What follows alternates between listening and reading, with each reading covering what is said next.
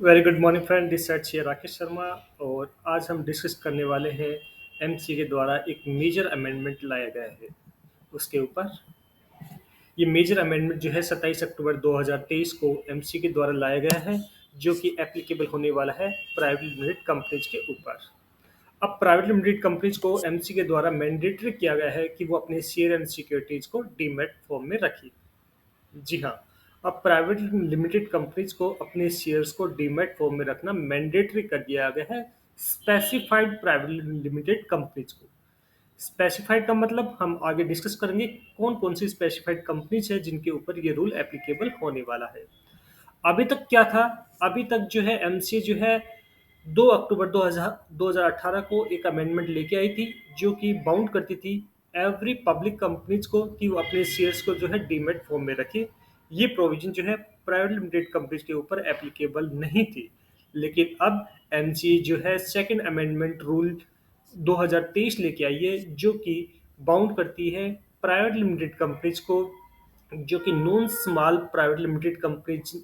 है उनको, कि वो 30 सितंबर 2024 से पहले पहले अपने शेयर एंड सिक्योरिटीज को डीमैट फॉर्म में कन्वर्ट करवा लें। Ministry of corporate affairs now mandatory on private limited companies for go in the dematerialization of shares. A private limited company except then government company and small company as on the last day of the financial year ending on or after 31st March 2023 shall within the 18 months from the close of such financial year issue the securities only in dematerialization form and facilitate dematerialization of all its shares। अर्थात private limited company जो कि government companies नहीं है और जो कि small company नहीं है, स्मॉल कंपनी और गवर्नमेंट कंपनीज को छोड़कर सभी प्राइवेट लिमिटेड कंपनीज को 18 महीने के भीतर भीतर अपने शेयर्स को जो है डिमेटलाइजेशन फॉर्म में कन्वर्ट करवाना मैंडेटरी कर दिया है। फॉर एग्जाम्पल के लिए यदि हम बात करें, एक ऐसी कंपनी जो कि स्मॉल कंपनी नहीं है, एक ऐसी कंपनी जो कि प्राइवेट लिमिटेड कंपनी है और उनके बुक ऑफ अकाउंट क्लोज हो रहे हैं 31 मार्च 2023, तो 18 महीने का ग्रेस पीरियड यदि इसमें हम जोड़ देते हैं 31 मार्च 2023 से 18 महीने, तो 30 सितंबर 2024 से पहले पहले ऐसी प्राइवेट लिमिटेड कंपनीज को अपने शेयर एंड सिक्योरिटीज को डीमेटलाइजेशन फॉर्म में रखना, कन्वर्ट करवाना मैंडेटरी कर दिया है। यदि कोई non small private limited company जो कि 31 मार्च 2023 को स्मॉल कंपनी की डेफिनेशन के अंतर्गत आती है, लेकिन 2023-24 के अंतर्गत वो स्मॉल कंपनी के डेफिनेशन को सीज कर देती है, अर्थात वो उसके एक्सीड कर देती है, वो स्मॉल कंपनी नहीं रहती है, तो ऐसी कंपनीज को उनके बुक ऑफ अकाउंट जब क्लोज होते हैं, जिस ईयर के अंतर्गत वो स्मॉल कंपनी नहीं रहती है, उस ईयर के क्लोज होने के 31 मार्च से 18 महीने उसको ग्रेस पीरियड दे दिया जाएगा। यदि मैं 23-24 के अंदर वो स्मॉल कंपनी नहीं रही है, तो 31 मार्च 2024 को उसका फाइनेंशियल क्लोज होता है, तो 30 सितंबर 2025 से पहले पहले ऐसी कंपनीज को अपने शेयर एंड सिक्योरिटीज को जो है वो डिमेटलाइजेशन में कन्वर्ट करवाना मैंडेटरी कर दिया गया है। अतः कोई भी कंपनी जो कि स्मॉल कंपनी की डेफिनेशन को सीज करती है, प्राइवेट लिमिटेड कंपनी जो है वो सीज कर रही है किसी भी ईयर के अंतर्गत, तो उस ईयर के एंड ऑफ द डे अर्थात 31 मार्च से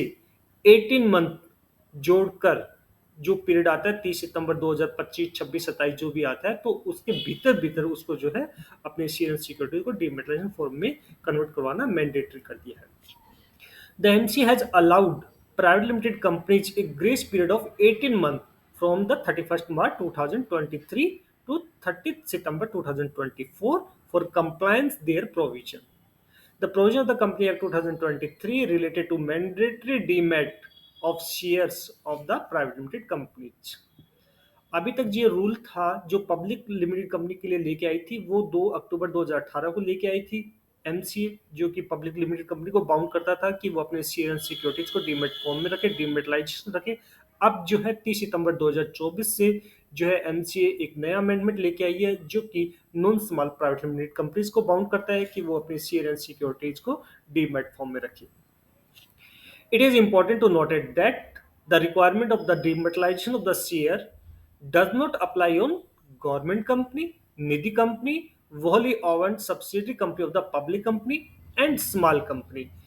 यदि आप निजी कंपनी है तो आपके ऊपर ये प्रोविजन ये रूल एप्लीकेबल नहीं होने वाला। यदि आप गवर्नमेंट कंपनी है तो आप पे नहीं एप्लीकेबल होने वाला। यदि आप होली ओन सब्सिडरी कंपनी है किसी पब्लिक लिमिटेड कंपनी की तो आपके ऊपर रूल एप्लीकेबल नहीं होने वाला। अर्थात यदि आप स्मॉल कंपनी भी है तो आपके ऊपर जो है ये डीमेटलाइजेशन ऑफ शेयर सिक्योरिटीज के रूल एप्लीकेबल नहीं होने वाली है। स्मॉल कंपनी की डेफिनेशन दोस्तों जो कंपनी एक्ट 2013 के अंतर्गत बताई गई है, अर्थात एक ऐसी कंपनी जो कि पब्लिक लिमिटेड कंपनी नहीं है और टर्नओवर जिनका टर्नओवर 40 करोड़ से एक्सीड नहीं करता है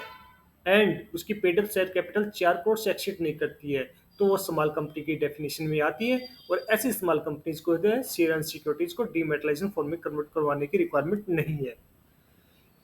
अर्थात a company other than public company those paid up share capital does not exceed rupees 4 crore or such a higher amount as may be prescribed and the turnover of which profit and loss count for the immediately preceding financial year does not exceed rupees 40 crore or such higher amount as may be prescribed। यदि मैं simple शब्दों में कहूँ, यदि आपकी public company नहीं है, आप एक प्राइवेट लिमिटेड कंपनी हो और आपका जो है paid up share capital 4 crore को एक्सीड नहीं करता एंड आपका टर्नओवर जो है 40 करोड़ को एक्सीड नहीं करता, तो आप स्मॉल कंपनी के डेफिनेशन में आते हो और आपके ऊपर ये रूल एप्लीकेबल नहीं होने वाला। इसके अलावा सभी प्राइवेट लिमिटेड कंपनीज के ऊपर ये रूल एप्लीकेबल होने वाला है। As per the rule 9B, every holder of the security of the small company अर्थात non small company can transfer its share and securities on or after 31st September 2024 only in demat form. For conversion of the share into demat, the shareholder required to ISIN of the company international security identification number आपके पास में होना चाहिए यदि कोई share holder 30 सितंबर 2024 के बाद अपने share को ट्रांसफर करता है। आपके ऊपर ये रूल एप्लीकेबल होगा यदि आप ये चाहते हो कि यदि आप एक शेयर होल्डर हो और आपकी प्राइवेट लिमिटेड कंपनी है, आप दो ही शेयर होल्डर हो, आप कहते हो कि मैं अपने शेयर को कभी ट्रांसफर करने ही वाला नहीं हूँ 30 सितंबर के बाद में अपने लाइफ टाइम के अंतर्गत, तो ऐसा कहने का मतलब ये नहीं है कि आपको डीमेट फॉर्म करवाना मैंडेटरी नहीं है। आपको बाउंड करता है, ये मैंडेटरी करता है एमसीए का जो अमेंडमेंट आया है ये 27 अक्टूबर 2023 को, कि आपको 30 सितंबर 2024 से पहले पहले अपने शेयर्स को एंड सिक्योरिटीज को जो है डीमेट फॉर्म में रखें यदि आप एक non small private limited company है। As per the Company Act 2013, rule number 9B, it is responsibility of the company, company के ऊपर रिस्पॉन्सिबिलिटी डाली है कि वो अपने शेयर होल्डर को एक अपॉर्चुनिटी दे कि वो अपने शेयर्स जो अपने शेयर होल्डर है वो अपने शेयर्स फिजिकल शेयर्स को डीमेट फॉर्म में कन्वर्ट करवा ले। Therefore all the non small private limited company, the requirement है कंपनी के ऊपर कि वो अप्लाई करे international security identification number on और बिफोर 30 सितंबर 2024 से पहले पहले। It is mandatory for all non-small private limited company to apply ISRI number to comply with the rule number 9B, irrespective of fact whether shareholder want to transfer the share or not।